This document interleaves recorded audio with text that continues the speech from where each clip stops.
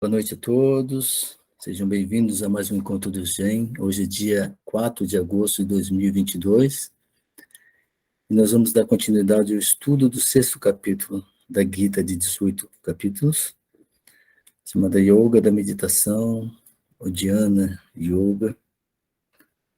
E para tanto eu peço que o Rubens dê prosseguimento aos nossos estudos e sejam bem-vindos.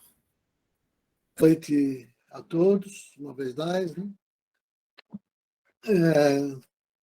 O Vanildo lembrou, hoje nós vamos dar sequência ao 6º capítulo da Bhagavad Gita, e nós estamos tomando essa edição do Fórum Einstein como base, mas não necessariamente nos prendendo a ela. Né?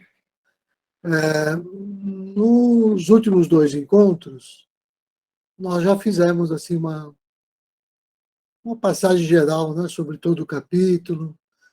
Fizemos a leitura dos versos em sânscrito e fizemos uma leitura assim, uma primeira leitura de todo o capítulo.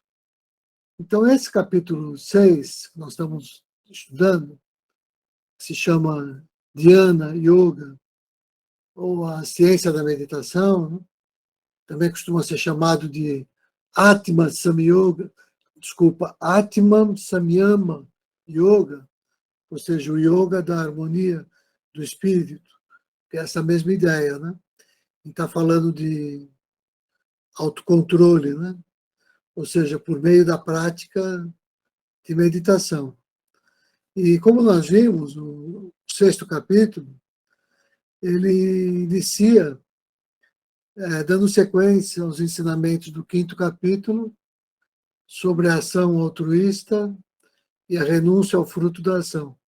E ali, a partir do 10º verso, que a gente entra, de fato, nos princípios da arte e da ciência da meditação. Quais são os pré-requisitos e tudo mais. Né?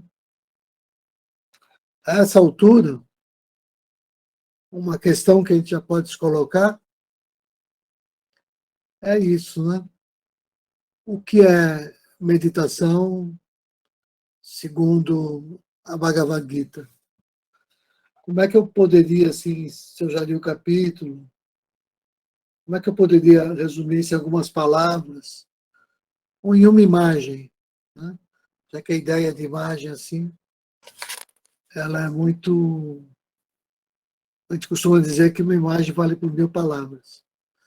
Então, por estranho que pareça, apesar de a definição aparecer na Bhagavad Gita, sempre que eu penso na meditação e faço esse estudo, quando eu penso em uma imagem, a imagem que me vem à cabeça não é a imagem da metáfora principal que define a arte e a ciência da meditação.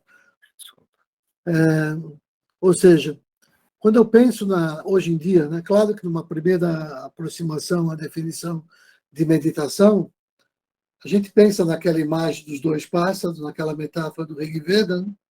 Depois, ou seja, que a metáfora diz 2 pássaros habitam na mesma árvore, um se alimenta dos frutos, o outro observa em silêncio. Que é quando a gente dá conta dessas 2 vozes que a gente tem, uma que representa a personalidade, outra que representa o espírito, e que eu busco a unificação dessas vozes. A unificação no cisne Ramsa. Aí vem a outra imagem do cisne, e também a imagem desse Shuddha Pranayama, que é quando eu faço a respiração consciente, né? Que tem esse som onomatopeico, o Hamsa, que é a palavra que significa também cisne. Então, essas são as imagens teóricas que a gente tem, até chegar na imagem maior, que é a imagem que a gente chama de Gitopadesha, né?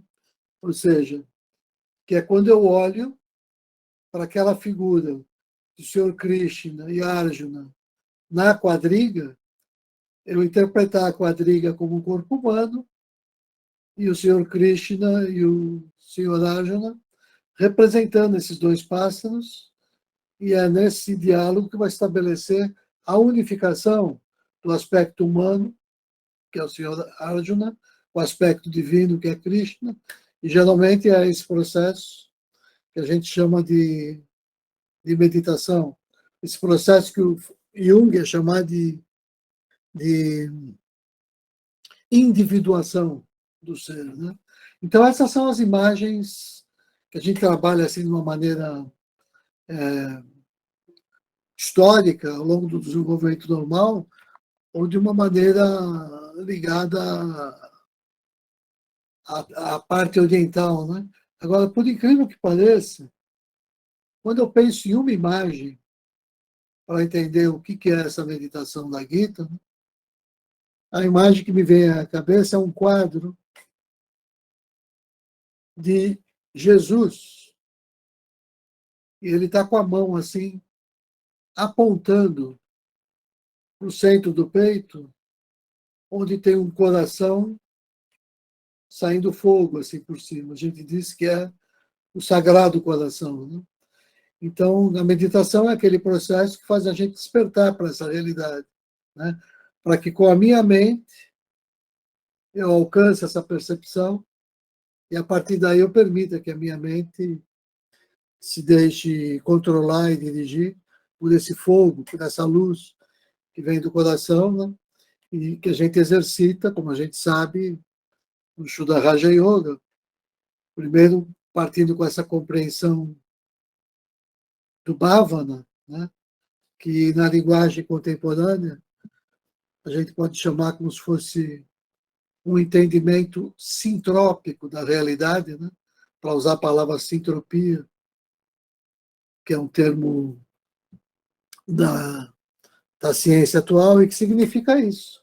Uma certa ideia de que está tudo interligado, tudo interconectado, e de que o todo é maior que a soma das partes, né? Ou seja, que esses processos, quando eu não me dou conta dessa sintropia, eu entro em processos de sinergia. Então, essa imagem me vem por essa figura do Senhor Jesus. Ou seja, é como se a gente dissesse que a gente está tentando agora, por várias formas, conceituar ou unificar uma coisa que, num certo tipo de contemplação, a gente, no Ocidente, já vinha experimentando também, como se fosse esse aprendizado, né? Para que a gente depois, agora, nesse momento que a gente está, pudesse unificar a visão do Oriente e do Ocidente, que é o que a Bhagavad Gita tenta no primeiro momento, porque ela vem lá de uma tradição dos Vedas, das Upanishads, né? E a Gita faz essa crítica, e já faz a crítica numa linguagem universalista, que é não mais para a linguagem só para a Índia, mas é uma linguagem que alcança o mundo todo, e que eu tenho facilidade para identificar, assim, com relação a essas categorias do Ocidente. Então, eu queria falar isso como introdução, porque a ideia para hoje, né, é a gente fazer a leitura de alguns versos, ouvir em sânscrito esse verso, depois procurar algumas palavras, traduzir, e avançar em alguns versos ao longo do capítulo, uma vez que nós já lemos, né, só para ir voltando em alguns tópicos principais que o texto vai abordando assim aos poucos, né? Então, tem várias formas de começar. Eu vou mudar um pouco hoje. Eu vou ler primeiro, depois eu compartilho a tela para a gente discutir o sânscrito. Mas eu vou, na verdade, ler o Feuerenstein. Depois a gente passa, então, para as traduções de outros autores, como a gente tem visto online, e também para o verso em sânscrito. Então, eu vou ler os dois primeiros versos. Começa assim: Yoga da Meditação, capítulo 6. Né? Disse o Senhor bendito: aquele que executa a ação a ser cumprida, sem atentar para o fruto da ação, é um renunciador e um yogin. não é, porém, aquele que está sem o fogo dos sacrifícios e é inativo. Então está aqui nesse verso, né, toda aquela discussão sobre o desapego ao fruto da ação, e para dizer que não adianta ser um renunciante, né, ou seja, está aqui inativo, né, que é a via da não ação, sem realizar a parte ritualística, que é a via dos Jnana Yogis, se não é isso que me garante que eu esteja nessa via que vai me levar à realização ao yoga, né? Porque o yogi é aquele que tem desapego ao fruto da ação, né? Então ele diz no verso 2: esteja ciente, ó filho de Pandu, de que o que eles chamam de renúncia é o yoga, pois sem a renúncia às motivações egoístas, ninguém se torna um yogi. Então, lembrando aqui, por que o Sr. Krishna está fazendo essas observações? Porque o entendimento de sannyasa, ou de sannyasin, do renunciante, né, naquela época, era aquele que o Arjuna apresenta no primeiro capítulo. Eu vou abandonar o mundo, eu vou seguir a via dos renunciantes, né? Uma via ascética. E aí o Sr. Krishna vai começar, então, a fazer esse contraponto, vai apresentando alguns versos. Ele começou a tratar da parte mais secreta dessa ciência, que é quando eu tenho essa visão de mundo, do Bhavana, quando tornando consciente de um certo modo de perceber a inter-relação de todas as coisas e de atuar no mundo, eu começo a entender o que é a meditação. Então, vou ler só mais o terceiro verso, e aí a gente passa para a análise em sânscrito, para ver o que os outros dizem. Disse que a ação é o meio para o sábio que deseja ascender ao yoga. Para aquele que já ascendeu ao cume do yoga, disse que o meio é a quietude. Chama. De novo, né? É exatamente aquilo que a gente estava vendo, né? Que o argumento do Sr. Krishna aqui é um pouco diferente do argumento que se tinha na época, né? Porque a ação é uma coisa importantíssima. A ação é nesse sentido de agir no mundo. Por quê? Porque se eu fosse seguir a via da nação, seria a via de renunciar ao mundo. É quase que uma crítica, olha que interessante, né? A solução encontrada pelo Senhor Buda. A gente já viu isso também, né?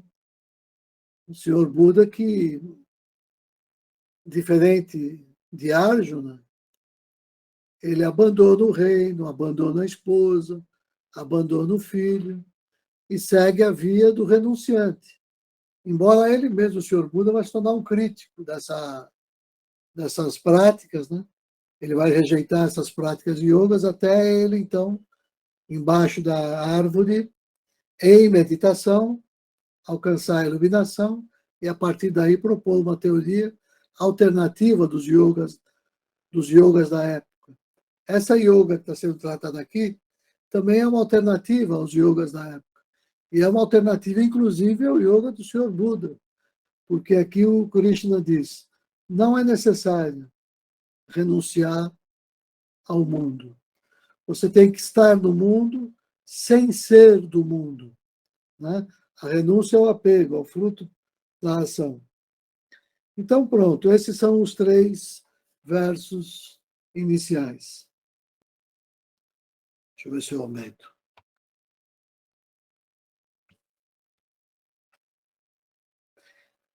Então, vamos primeiro ouvir em sânscrito, vai estar aqui o diacrítico, para quem quiser acompanhar, né? O primeiro verso do capítulo 6. A parte que não aparece do verso, que é a parte introdutória, né? Quando ele dissesse, e agora o 6º capítulo. E então ele começa a narrar os versos. Por isso que tem um pedacinho que não está aqui no diacrítico. Então, esse 6º capítulo, eu escolhi hoje 5 traduções diferentes, para a gente perceber como variam as interpretações, né? Assim, dependendo da visão de mundo, da escola de cada um.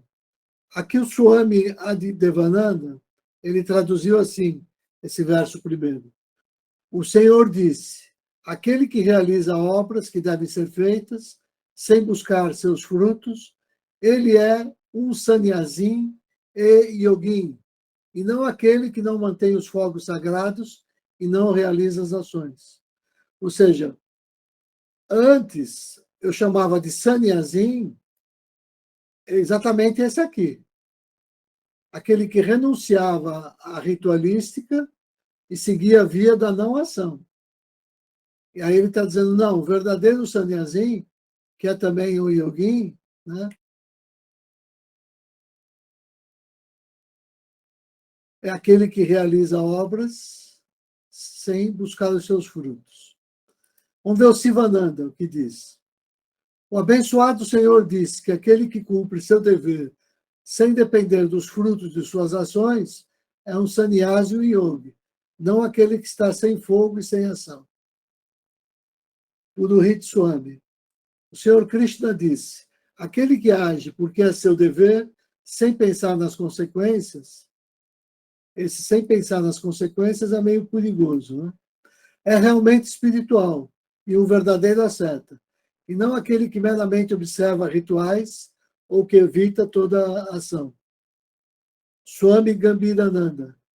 O abençoado Senhor disse que aquele que realiza uma ação, que é o seu dever, sem depender do resultado da ação, é um monge e um yogi, mas não assim aquele que não mantém o fogo e é inativo.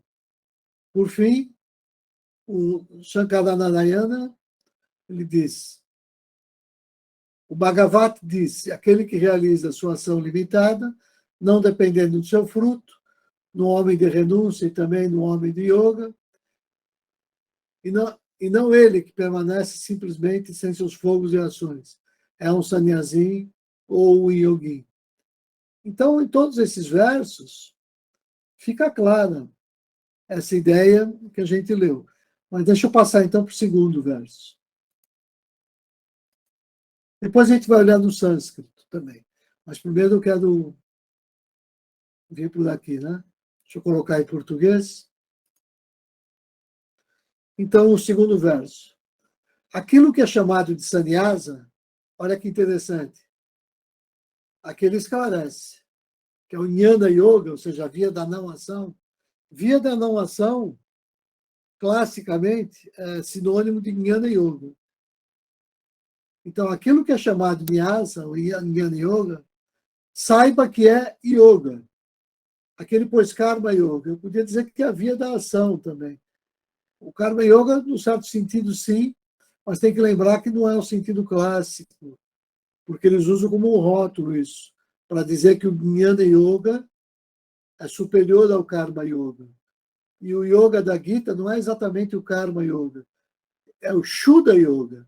Eu colocaria aqui no lugar de Karma Yoga a palavrinha Shuddha, porque é esse o sentido que vai dar para cá.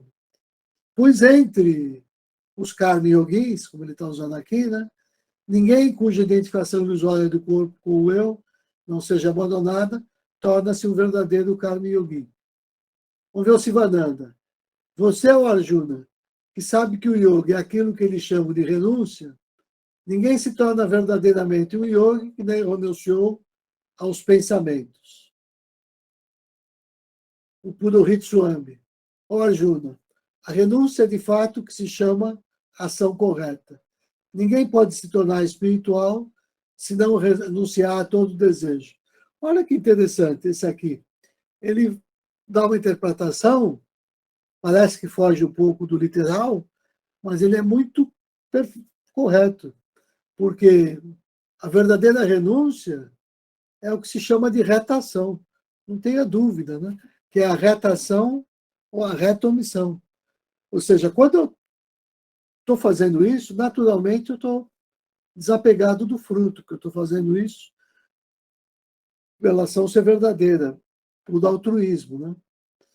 Então, e a gente não se torna, não avança no caminho espiritual se não se exercita nessa arte, nessa ciência, né? Swami Gambhiranda, aquilo que eles chamam de monasticismo, ou seja, a via ascética da Índia, né? Saiba que para ser yoga, que está falando uma palavrinha, né? Ó Pandava, pois ninguém que não tenha desistido de expectativas pode ser um yogi. Tem que lembrar que aqui o português, às vezes, como eu trilhei do inglês, às vezes fica um pouco sem sentido. O que os eruditos chamam de renúncia é o filho de Pando. Saiba que isso é o mesmo que yoga, pois sem renunciar à intenção por fruto, não se torna um homem de yoga. Que é exatamente o que a gente tinha discutido, né? Então, Advaita-vedanta 6.3, né? Disse que a ação é o meio para o sábio que busca escalar as alturas do yoga.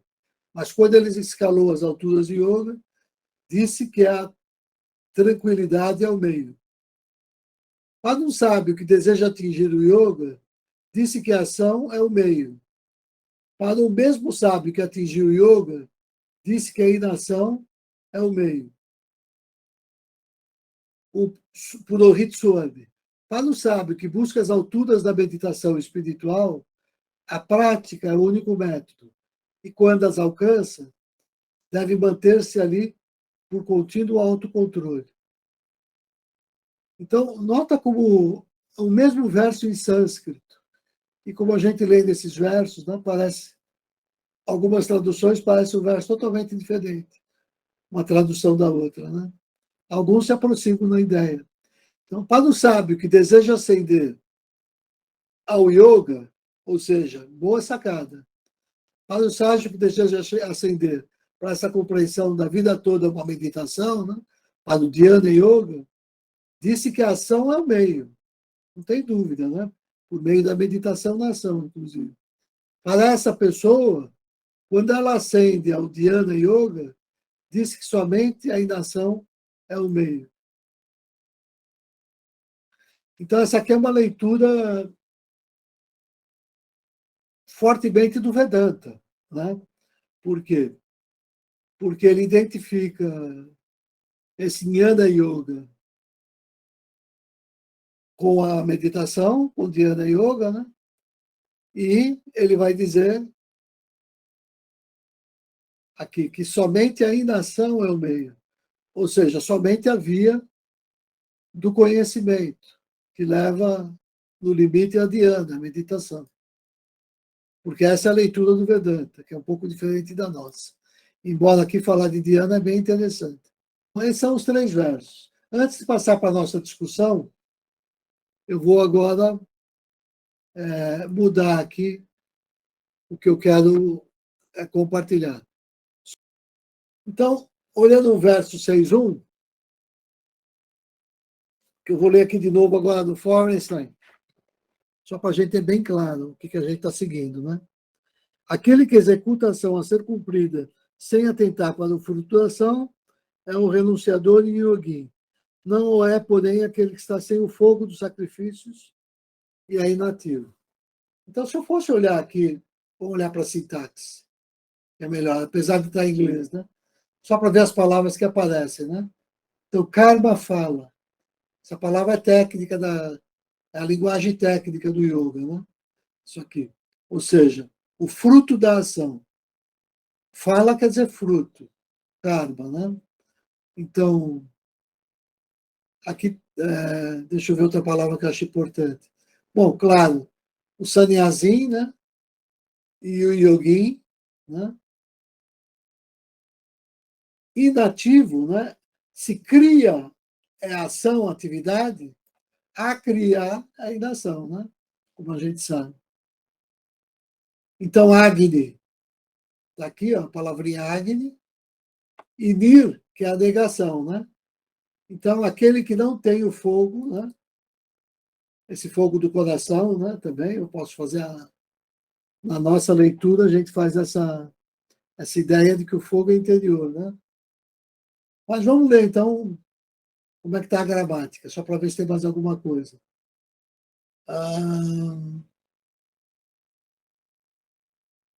Aqui de novo, não.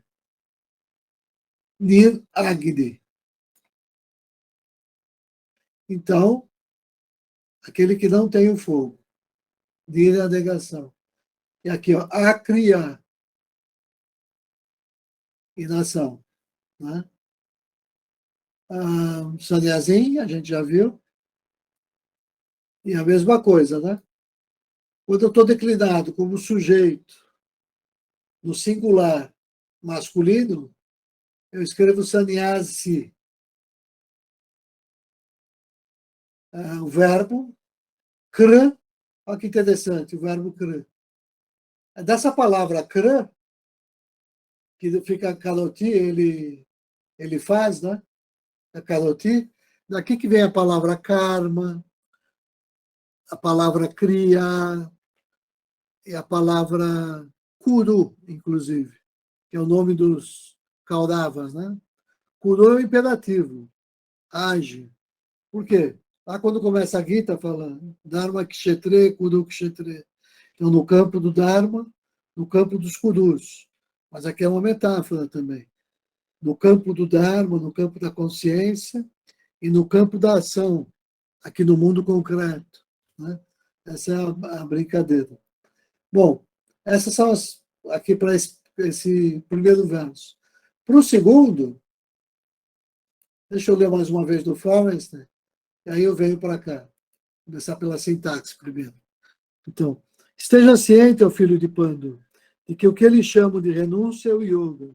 Por sem a renúncia às motivações egoístas, ninguém se torna um yogin. Então,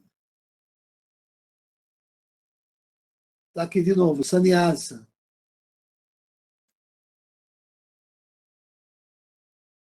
Para a rua eles declaram, né?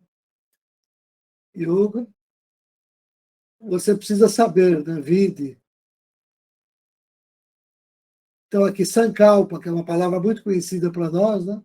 E que às vezes é traduzida por desejo, vontade, aspiração. Ela pode ser positiva ou negativa, dependendo do contexto. Né? Então, aqui, ele está dizendo que é aqueles desejos pessoais. Então, que eu preciso renunciar, eu não posso ter apego.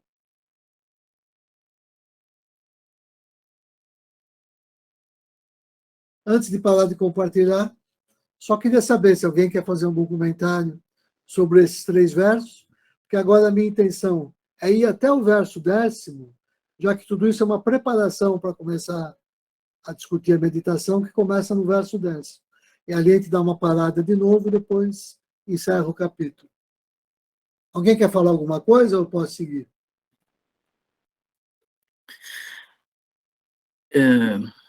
Essa palavra sannyasa é uma palavra meio complicadinha para a gente, assim. Eu acho que o sentido dela, dependendo como você chega nas instituições, ou como ela é explicada para você, ela pode confundir muito as pessoas, né? Eu, particularmente, acho que, assim, eu não sei explicar direito, eu sei sentir isso aqui, mas eu não sei explicar direito. Por exemplo, não é o fato de você renunciar como se fosse nos anos 60, aqueles hippies, chegavam, vou renunciar e vou cuidar da minha vida. Não é essa renúncia. Para mim, é a renúncia de qualquer coisa que te tire do caminho que vai te levar a isso. Porque eu acho que é até um pouco contraditório, porque se você tem a linha reta, a renúncia não existe. Assim, você não se preocupa com a renúncia, percebe? Assim, você não precisa se preocupar com a renúncia. Ela simplesmente desaparece. Quando você está com foco, que nele é falado, se você não tem fogo, mas se você tem o fogo e você está focado nele, como a imagem que você falou de Jesus, que eu achei perfeito. Você está focado ali, você está sentindo. Você está sentindo aquilo, não há outra, não há espaço para mais nada. Não tem, você não vai ficar pensando, vou renunciar, não vou renunciar. Você tá completo, você não precisa mais ficar elucubrando sobre isso, aquilo, outro. Você simplesmente, por isso, a quietude para quem chegou lá. Ali é desfrutar daquilo. Simplesmente se alimentar daquele fogo, se alimentar daquela percepção que você conseguiu ter quando você não tem isso, você precisa das ações, de algumas coisas, de tirar, eliminar, etc. E tal. Mas quando você chegou, ali você se assenta ali, você está pleno, simplesmente pleno. E eu acho essa parte muito bonita, eu queria até ler ela aqui na Gita de 26 capítulos, que fala o seguinte, ó, para Munir, esse é referente ao 6.3. Para Munir, na senda do yoga, é declarado que a prática é seu meio. E para o yoga Rudra, já realizado, a tranquilidade é o seu apoio. Se eu estou pleno, eu preciso me manter nessa plenitude e ali ficar. Se eu não tenho essa plenitude, eu preciso fazer as minhas práticas, que são todos aqueles caminhos que os mestres vão falando para a gente, que são as 10 lições, etc, etc, e todo dia fazer a prática. Eu entendo, eu vi, pelo menos foi isso que me pareceu aqui, não sei. Então, Vanildo, achei importante, né, o seu à parte, que a gente tem que lembrar as duas palavrinhas-chave, né, que ajudam a gente a resumir e sintetizar toda a Gita, que é sannyasa e tyaga. Né? Então, você lembrou bem. Quando eu penso em renúncia, se fosse traduzir com uma frase só, é renúncia ao império dos sentidos. Renúncia, né, a esse controle que é exercido pelo arranca. Então, quando eu renuncio a isso, ao controle do arranca, e faço a entrega ao Atma, né, então aí eu estou dando esse sentido completo, que é de renúncia, vai estar exatamente assim, do jeito de explicar. Essa renúncia fica clara quando você observa uma pessoa que renunciou ao império dos sentidos, na ação dela, que ela não vai se furtar à ação, mas que ela não tem apego ao fruto da ação. Então você percebe por aí, né? E é claro que essa pessoa tem uma energia, uma luz, um brilho, uma tranquilidade diferente, porque quando ela realiza a entrega, ela está fazendo a comunhão com a divindade e essa energia acho que passa, né? Então eu estou de acordo com o que você disse, lembrando disso. Essa é a diferença do sentido de renúncia para nós, que é um conceito interno. Nós internalizamos o sentido de renúncia, que no contexto do hinduísmo era uma coisa objetiva. Ela renuncia ao mundo concreto. Para você, por exemplo, usar o manto laranja e se apresentar como uma seta para o mundo, né? Ou como está Arjuna no primeiro capítulo da Gita, né? Se apresentar como um esmolante, alguém que não tem mais compromisso com uma ação no mundo, com ganhar dinheiro, com constituir família.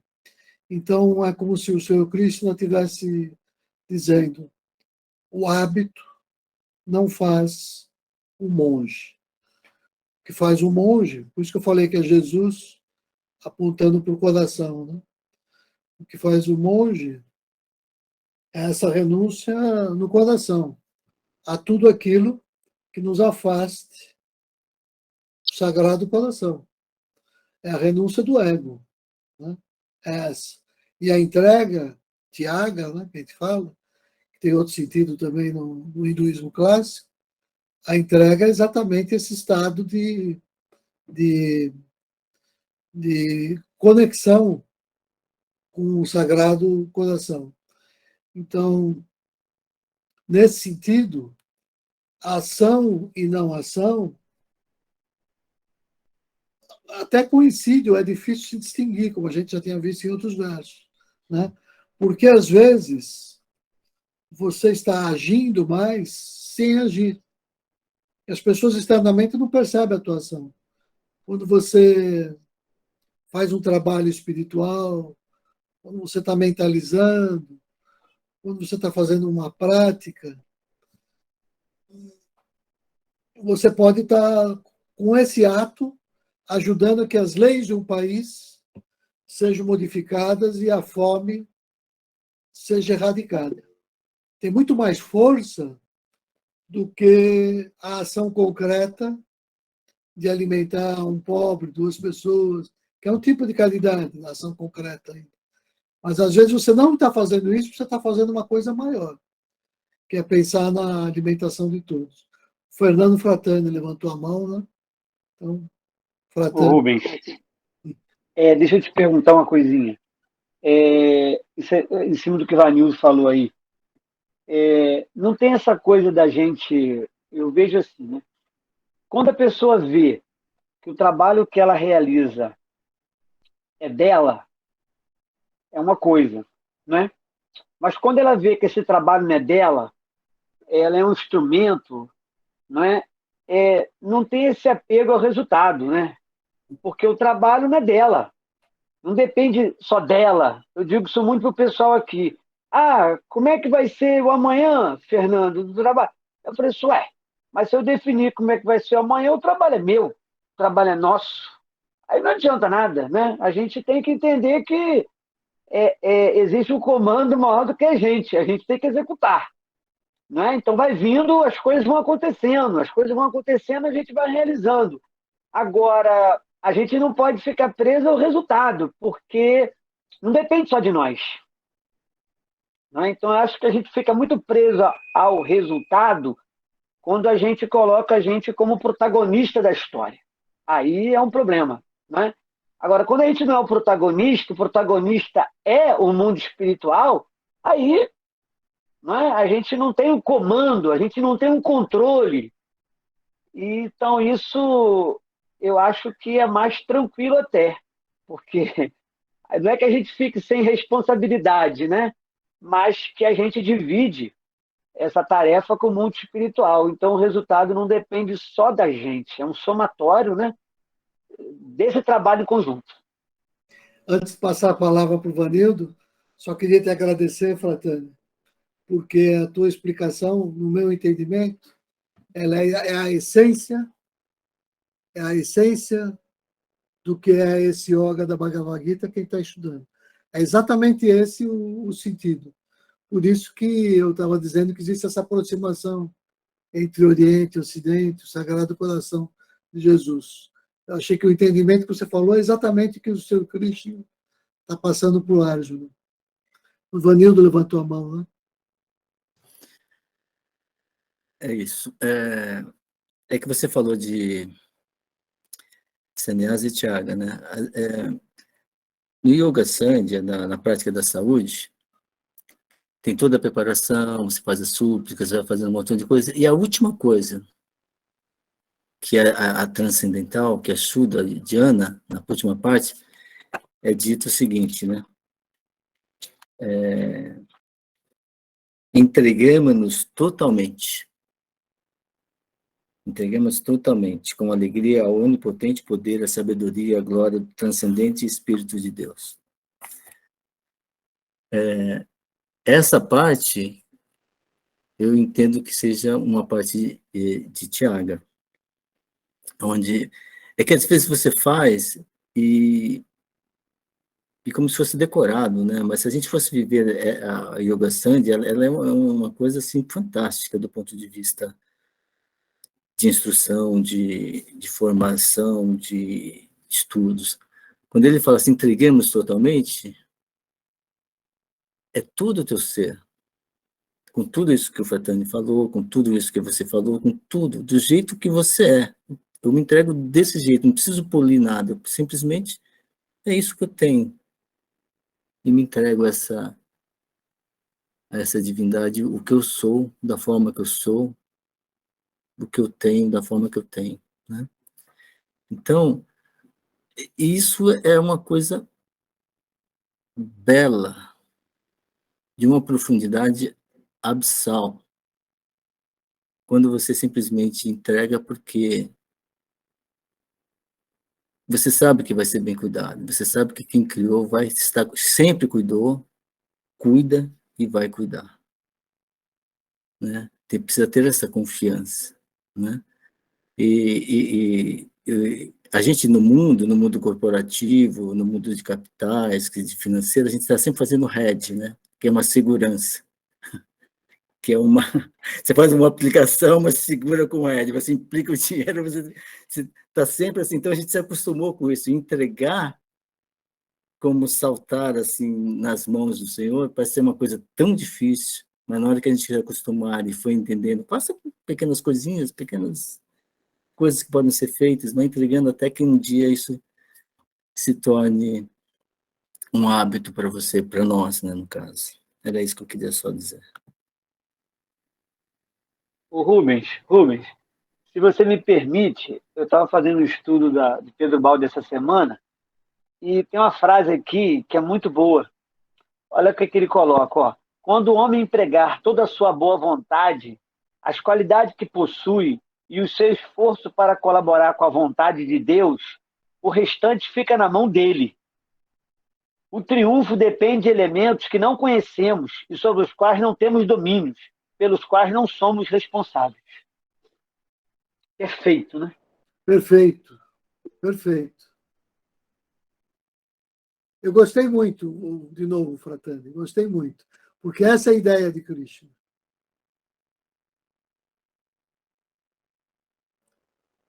Marcelo?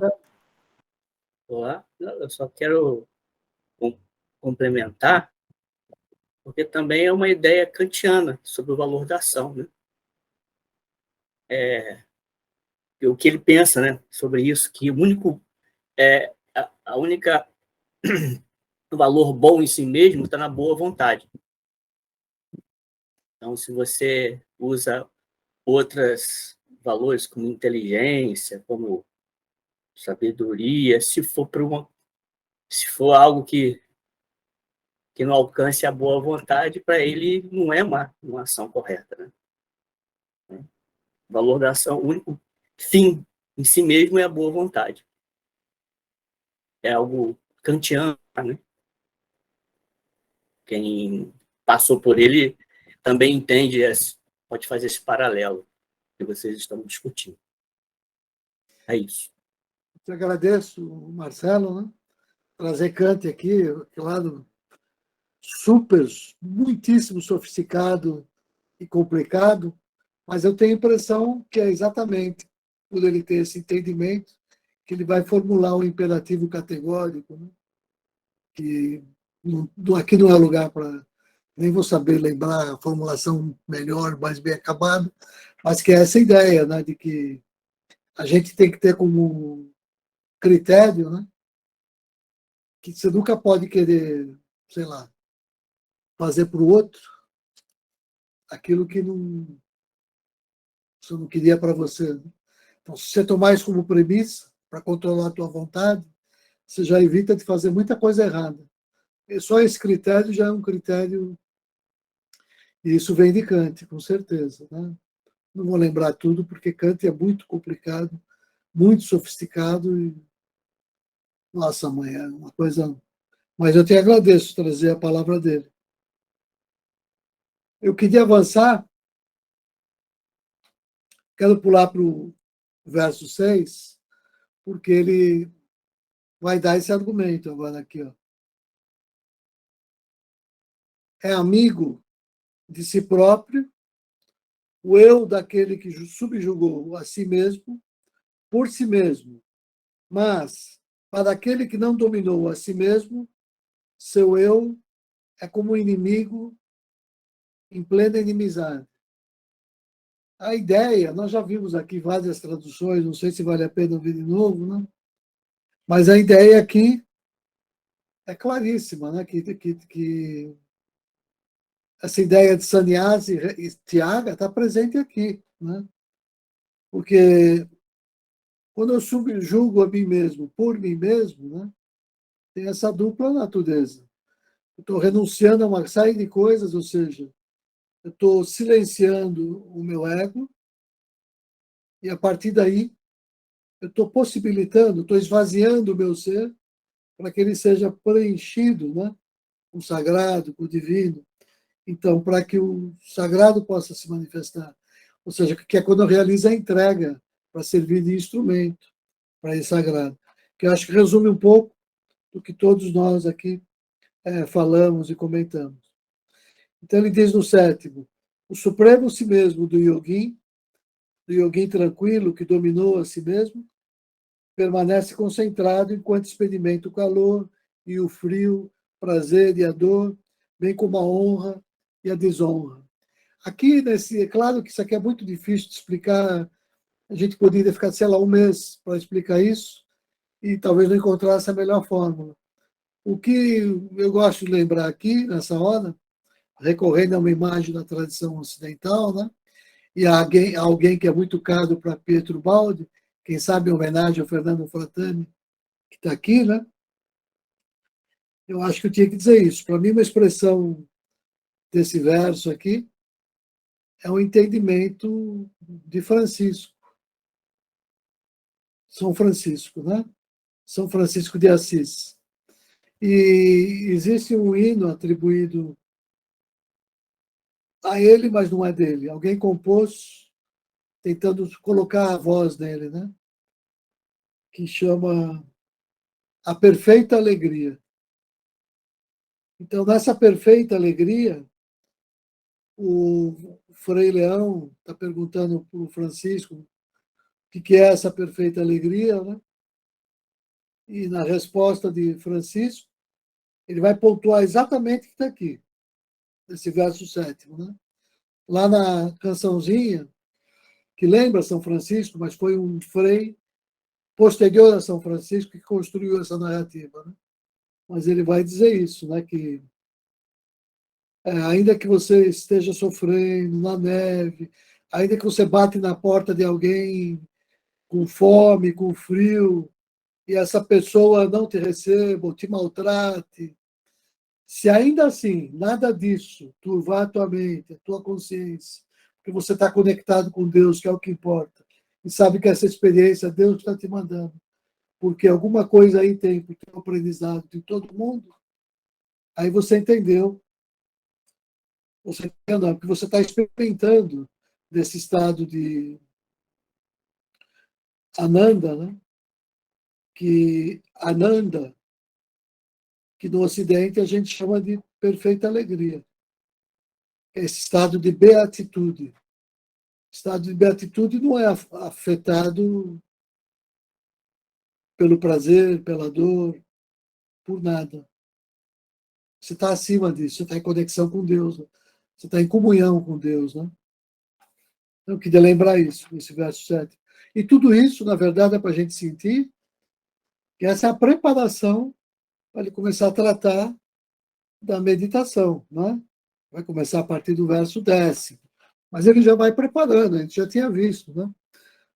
No verso 8º, ele diz: disse um jungido, um yukta, o yogin satisfeito em si mesmo, com o conhecimento unitivo e o conhecimento distintivo, que reside nos cimos e tem os sentidos dominados.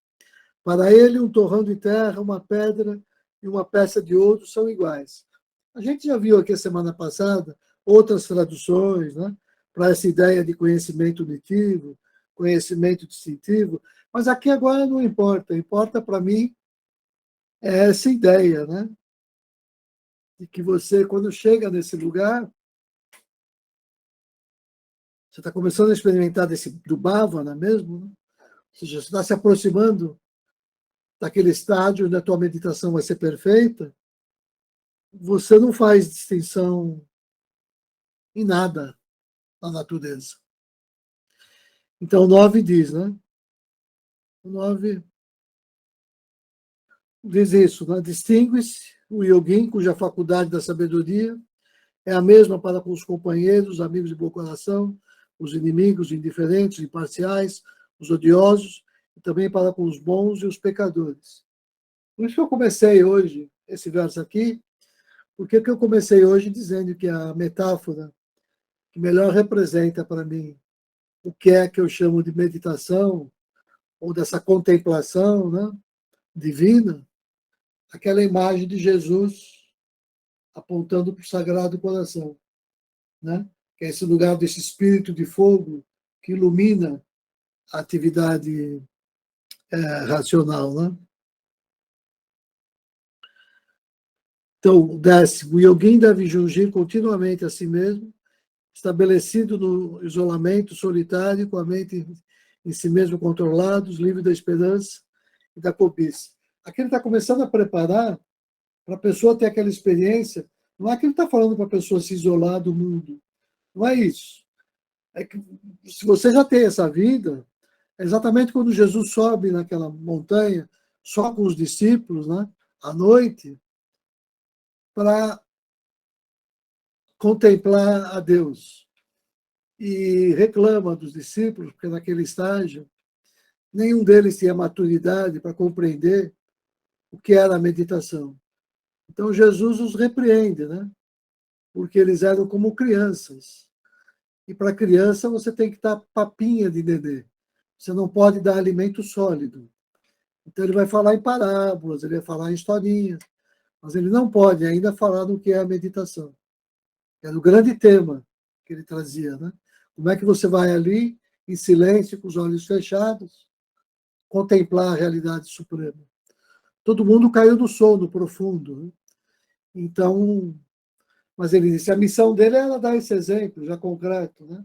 Aquela mensagem que um avatar, o Senhor Cristo, trouxe dessa maneira ajuda universal, esse outro avatar dá um exemplo, para que agora, 2000 e tantos anos depois, a gente comece a juntar essas pecinhas, né? E comece a ver que é possível viver isso. É assim que eu leio.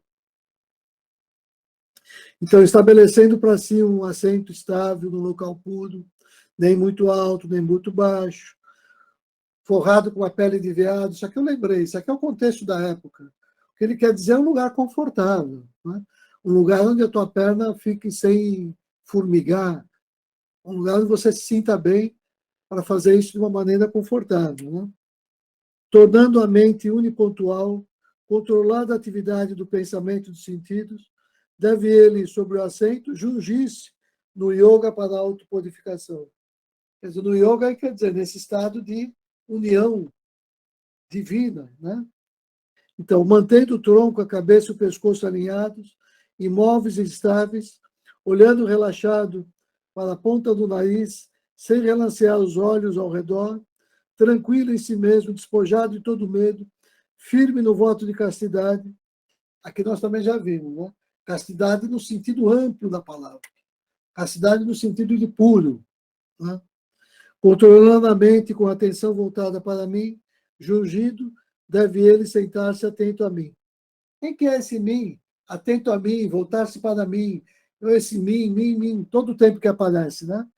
O leitor mais superficial da Bhagavad Gita, que a gente chama o leitor mais teísta, ou que tem uma visão mais teísta sobre o texto, vai dizer que esse mim é a divindade Krishna, simplesmente.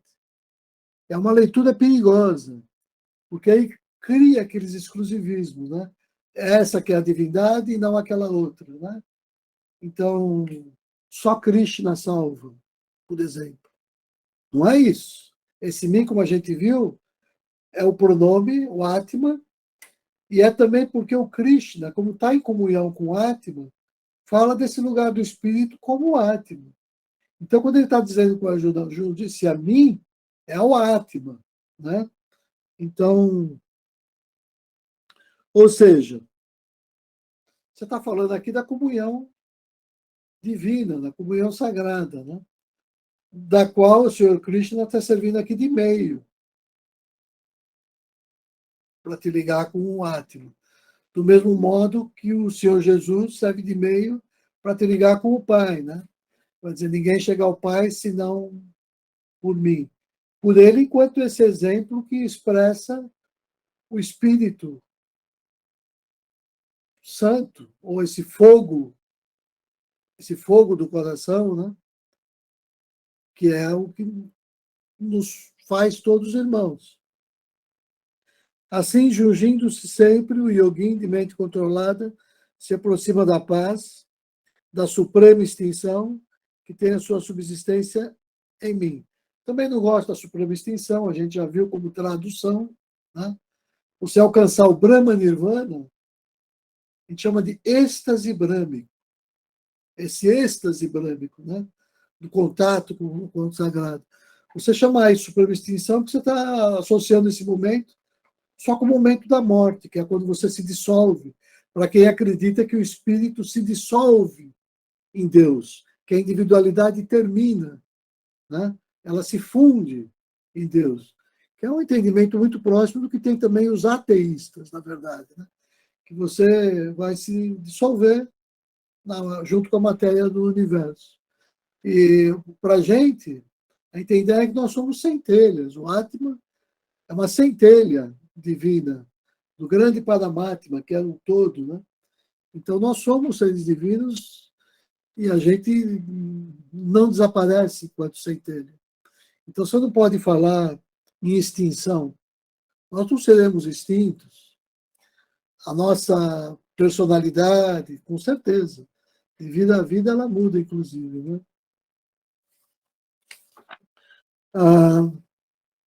Eu tinha falado da perfeita alegria.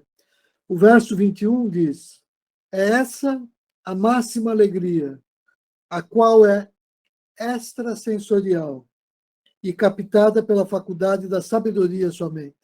Ou seja, isso aí a gente sente não na mente racional.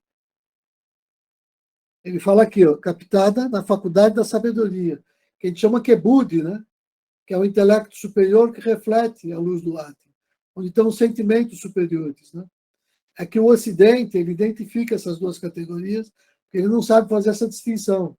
E daí todo o perigo, que as pessoas caem num racionalismo estéril, né? Num racionalismo que não vem junto com o amor divino. Porque o amor faz parte dessa faculdade que se reflete em Budi. Vem do coração, vem do chakra cardíaco, do espírito, se reflete em Budi, e essa luz de Budi ilumina a mente, né? Ilumina a razão.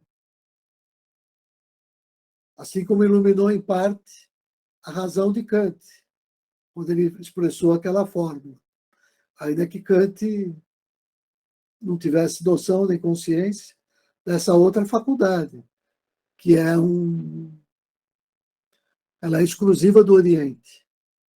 Essa que fala desse lugar, do Sagrado Coração, né? A quem se refere a isso só de maneira metafórica, não como uma faculdade, de fato, né? Que é a faculdade que, quando eu deixo a minha mente se render a ela, aí as coisas são todas encaminhadas. Que é exatamente o que o Fratani falou. Budi vai estar atuando quando eu não digo mais meu, nem que esse trabalho é meu, mas que eu entendo de um outro jeito aí que o amanhã não sou eu que defino, né? Então, depois de ter obtido 22, ele não pensa haver outro ganho maior, e repousando nela, não é abalado nem pelo mais atroz sofrimento. Vou avançar agora. Falar um pouquinho sobre o sentimento de Bhavana, né? Que ele tanto promove a meditação, como é um resultado da meditação. E quanto mais eu me aperfeiçoo nessa meditação de comunhão com o sagrado, mais eu tenho esse sentimento de amor universal e percebo essas coisas todas interligadas dentro de um mesmo plano, de um mesmo projeto cósmico, né? Então, é isso que diz o verso 630, dando um pulo assim bem grande agora, para já entrar aí direto nessa parte da relação de Bhavana com Dhyana. São esses dois conceitos técnicos muito bem formulados na Bhagavad Gita, né? E dos quais o Senhor Jesus foi um exemplo perfeito, né? Então, para aquele que vê a mim em toda parte e todas as coisas em mim, não estou perdido para ele, nem ele para mim. Aquele que se encontra estabelecido na unidade e adora a mim, como aquele que repousa em todos os seres, esse Yoguin habita em mim, qualquer que seja a sua condição de existência. Então, quando eu percebo que Deus está presente em todas as coisas e em tudo, ele diz, esse ser tomou consciência da divindade em si próprio. Fernando. Mas isso aí que você falou agora é o monismo, né? É, É. isso é o monismo. Esse é o monismo que ele A fala. Bhagavad Gita, a Bhagavad Gita, ela tem diferentes camadas de leitura, né? Ela tem uma camada politeísta, que é aquilo que atende a todas as camadas assim mais populares. Ele tem uma camada teísta ou quase monoteísta, que é aquela que vê no Senhor Krishna a suprema divindade, como os Hare Krishnas veem assim. E ele tem uma camada de um certo tipo de monismo, que é exatamente isso que você está mencionando, que está presente no Oriente e também no Ocidente, nos místicos ocidentais e também nos filósofos ocidentais. Tem vários tipos de monismo, é claro, né? Spinoza, por exemplo, não dá para... Ou você identifica tudo com a natureza, ou você fala da ideia de um idealismo absoluto, onde tudo é só o espírito. Tem vários tipos, mas é monismo com certeza. Agora, não sei se você quer conceituar para a gente esse monismo que você se refere, porque também tem isso, né? Monismo tem várias definições. Eu não sei se você quer elaborar mais, Fratano. Então, essa definição aqui que para mim é o monismo. A definição dele aqui para mim que é, né? Para quem vê a mim em toda parte, todas as coisas em mim, é isso aí. Deus presente em tudo e tudo presente em Deus. Deus está em tudo, tudo está em Deus. Para mim é isso. Né? Agora, eu estou achando, como eu não tenho assistido assim muita, né, questão de tempo, nossa correria, nossa, mas eu estou gostando interessante, que quando eu comecei esse estudo, meu objetivo era um pouco esse, eu estou vendo aqui interessante isso, né? É essa questão de Jesus, né? Como Krishna, quer dizer, como o médio desse Cristo, né? Como um ser que faz a ponte entre o céu e a terra, não é isso? E também dentro do Evangelho, como você falou, está ali, eu e o Pai somos um, porém o Pai é maior do que eu, não é? Quer dizer, quem vê a mim vê o Pai, não é isso? E aqui é o que ele está falando o tempo todo, né? Exatamente isso aqui, né? E esse mim que você se refere, lá no Evangelho, alguns falam que Jesus se refere a Deus, mas está se referindo, né? Então, quer dizer, esse mesmo homem que inspirou Buda, Moisés, Confúcio, Jesus, Krishna, quer dizer, a fonte é a mesma, não é? A fonte é a mesma. É quando se fala, Jesus fala da videira e seus ramos, quer dizer, o pai é o viticultor, né? Eu sou a videira, Krishna, outra videira, Buda, outra videira, né? E aqueles que estão aí, como você falou, próprios Hare Krishna, quer dizer, são frutos, quer dizer, são galhos dessa videira, né, chamado Krishna. Eu acho que o que eu vim buscar um pouco nesse estudo era um pouco isso, né? Ver essa unificação aí que eu estou achando muito boa. Grato, Fratani. Então, vou seguir. Olha lá, só porque o Fratani falou isso, eu vou ler o 32, que é a expressão do que a gente chama de bhavana, o conceito da unidade, né? Aquele que, por sua própria identidade, vê o mesmo em toda parte, ó Arjuna, quer se trate de alegria, quer de sofrimento, é considerado um yogin supremo. Né? Eu vou seguir aqui com Krishna, com a fala de Krishna ainda. Sem dúvida, ó Arjuna de braço forte, no 35, a mente é inconstante e difícil de refrear, mas pode ser agarrada pela prática e pela impassibilidade. Né? Prática é abhyasa, né? E Vairagya, que a gente viu, né? Ele chama aqui de impassibilidade, é o desapaixonamento, né? Ou seja, faz parte de uma disciplina, né? Que disciplina a tua mente. Para quê? Para que ela, ou seja, para que o arrancada, então, possa se sutilizar para perceber aquela coisa menos densa, menos grosseira, né? Aquelas ondas que vem do Sagrado Coração e das esferas celestiais, né? Que na linguagem do Fratani, lembrando que ele está aqui hoje, né? Eu diria as noures. As noures, né? Então, quando a minha mente, uma mente grosseira, uma mente densa, não consegue acessar, porque é como se fosse aquela sintonia fina que você precisa buscar, aquele silêncio para poder ali entrar no dial para captar as vibrações sutis que vêm da natureza sagrada, para poder perceber a beleza e tudo mais, né? Como quando a pessoa está embrutecida, ela não consegue, ela não tem harmonia, não consegue nem perceber a beleza de fato, né? Então, o yoga é difícil de obter para aquele de mente descontrolada. Ele chama aqui de insubmisso. Essa é a minha convicção.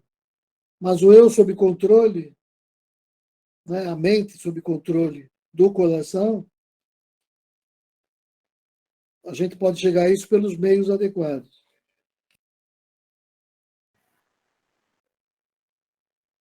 Aqui o verso 46, para encerrar. Nesse sentido, esse yogin, conforme a gente veio discutindo, né, esse Shuddha yogin, esse yogin puro, né, esse é o maior dos ascetas. É considerado maior do que os gnósticos. Ele traduziu como gnóstico, mas é maior do que os jnana yogis.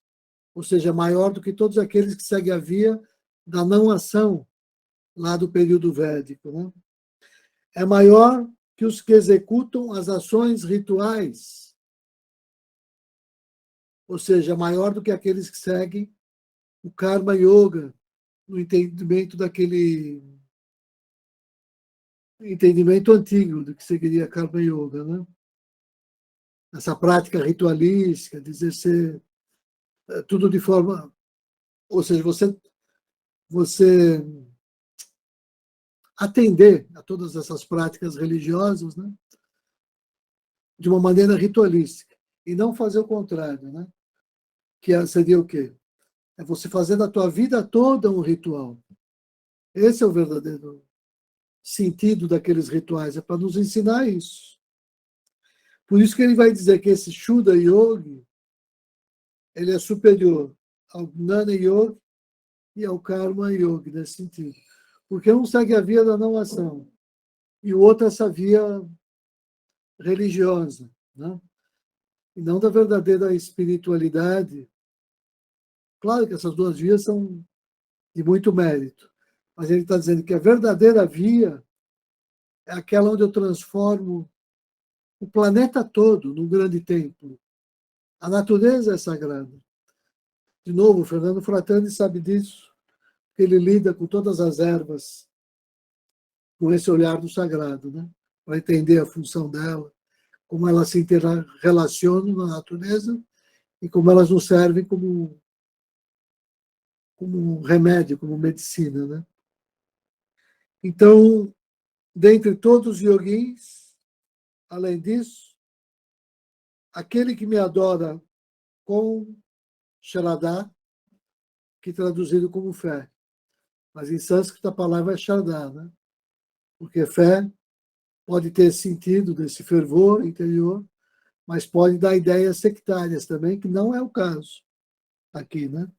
Então, dentre todos os yogis, além disso, aquele que me adora com esse ardor religioso, com esse fervor, né? Com esse calor do coração, né? Com essa Shraddha, e cujo eu íntimo encontra-se absorto em mim, é tido como mais jungido a mim. Esse é o que está, de fato, mais unificado comigo. É aquele, de novo, o exemplo de Jesus, né? Jesus fez a missão dele no planeta todo. A prática cotidiana dele se confundia com a prática religiosa, com a prática ritualística, com a prática de conhecimento, tudo uma coisa só. Num certo sentido, é claro que é muito complicado dizer isso, as pessoas, mas no sentido como eu vejo, o que eu chamo de Shuddha Yoga é um pouco o que Jesus viveu.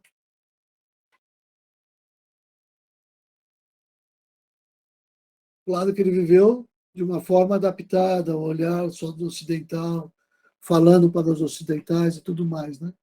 Mas se a gente prestar atenção para o que a gente está chamando de bhavana, que a gente chama de meditação na ação, né? E que eu chamo de comunhão, né? E de contemplação, é isso. Quer dizer, eu vejo assim, de fato. Então, quando ele aponta para o Sagrado Coração, ele está preparando as pessoas para que, no devido tempo, amadurecendo na sua espiritualidade, né, chegasse um dia a compreender o que é a meditação e como fazer de sua vida toda uma meditação. A meditação o tempo todo, em cada minúscula ação. A meditação na ação.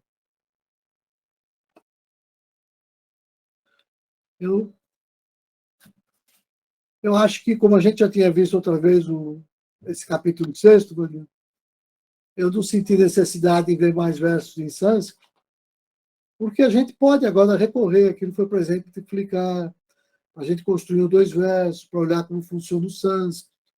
Mas eu achei importante agora, ainda mais que está falando de meditação, a gente fazer também uma leitura assim, um pouco menos pretensiosa, né? Mais próxima de nós, da nossa realidade, da nossa cultura, inclusive, e aproximando do que a gente entende como sagrado, é a própria experiência que a gente recebeu pelo cristianismo. Uma vez que essa experiência aqui, da Gita, como tal, em princípio, não tem nada de cristão aqui, porque é anterior ao Cristo. Mas, no entanto, é como se isso fizesse toda parte de um mesmo... São pessoas que vêm de um mesmo lugar, dando continuidade a uma mesma missão. Acho que é isso que eu queria dizer. E isso é o que o Sr. Krishna tenta enfatizar, né? Que é esse aspecto universalista, que está acima da religião e da religiosidade, mas que compreende todas as religiões, todas as religiosidades. Tudo vem de Deus, que é como o próprio Gandhi, que leu e estudou a Gita, costumava dizer, né? Enquanto galhos, as religiões são muitas, mas enquanto tronco, a religião é uma só, nesse sentido. Então, terminei. Passar a palavra para o Vanildo, deixar ele conduzir daqui para frente. Obrigado, Rubens. Eu estou satisfeito. Eu acho que qualquer outro complemento a gente pode fazer no grupo, ou se alguém achar interessante também. Eu vou abrir a palavra para quem quiser falar aqui, obviamente, mas eu estou falando por mim, estou bem tranquilo. Se pronunciar, esteja à vontade.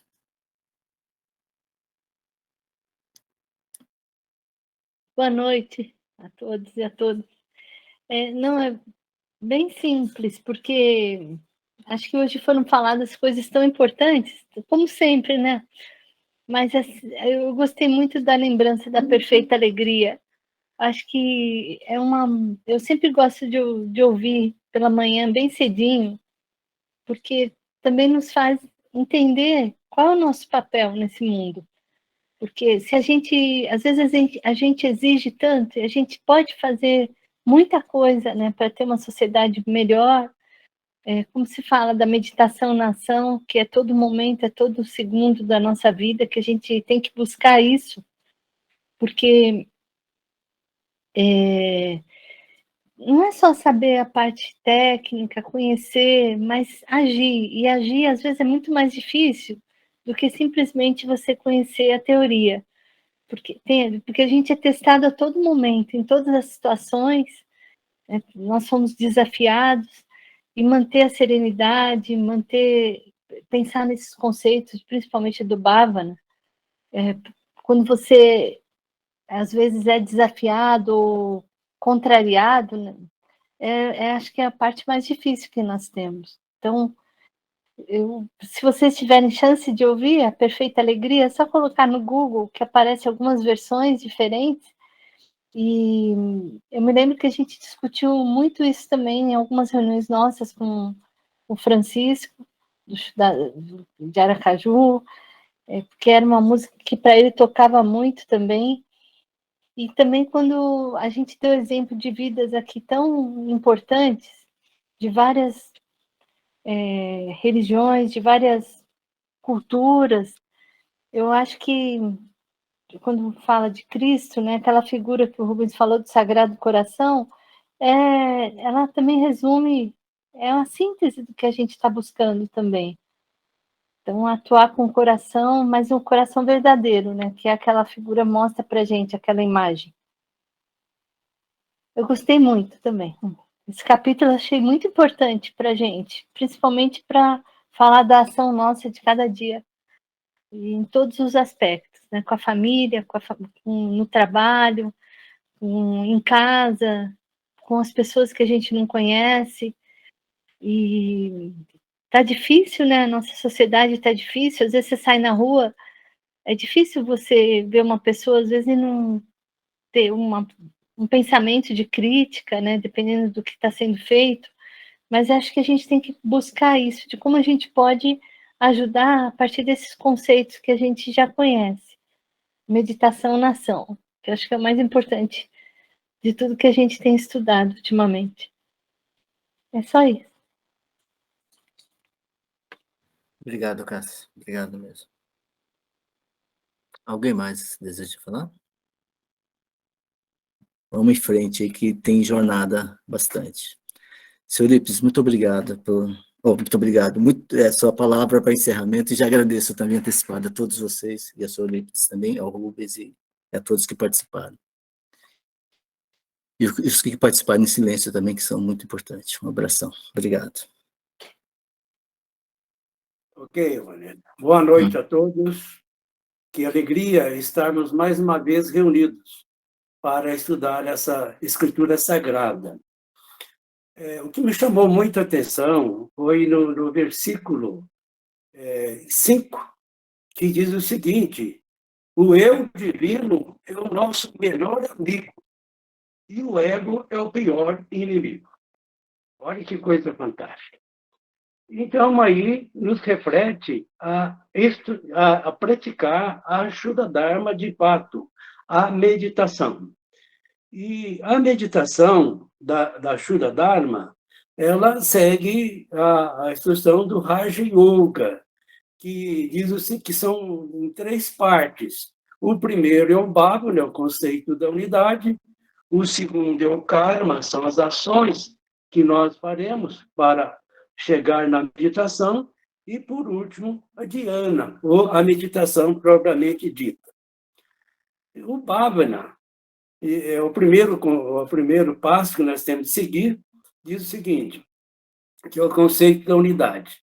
Devemos conservar em nossa mente, em nossa memória, uma mente pura e imperturbável, a verdade de que tudo nasceu dentro e da mesma natureza do Supremo Brahman.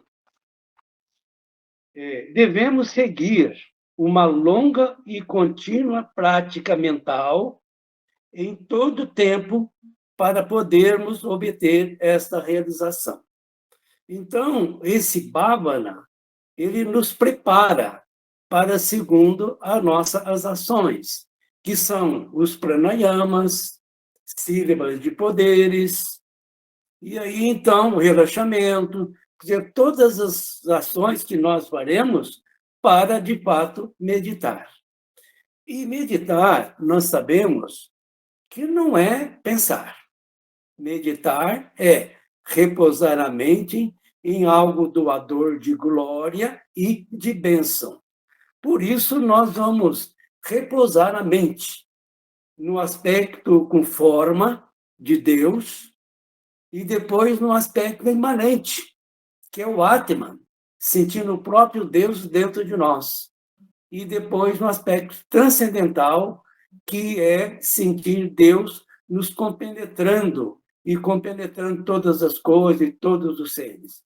E por último, nos entregarmos totalmente a esse Deus, para que seja feita a vontade dele. Então, é só isso que eu gostaria de dizer, e assim vamos encerrar a nossa reunião de hoje. Vamos nos conscientizando de que somos centelha divina e sermos gratos por mais este momento desse estudo. Então, vamos pronunciar por 3 vezes o Pranava Om, o nome sagrado de Deus.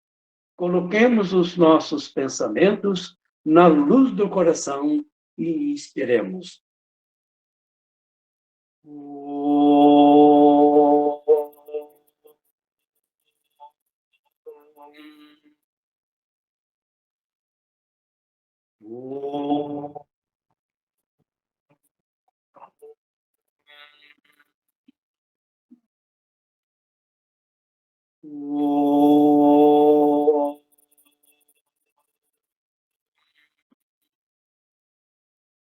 Que haja paz e harmonia em todos os mundos, para todos os seres. Namastê. Namastê. Até a próxima semana. Obrigado, pessoal. Namastê. Namastê. Obrigado. Namastê, gratidão.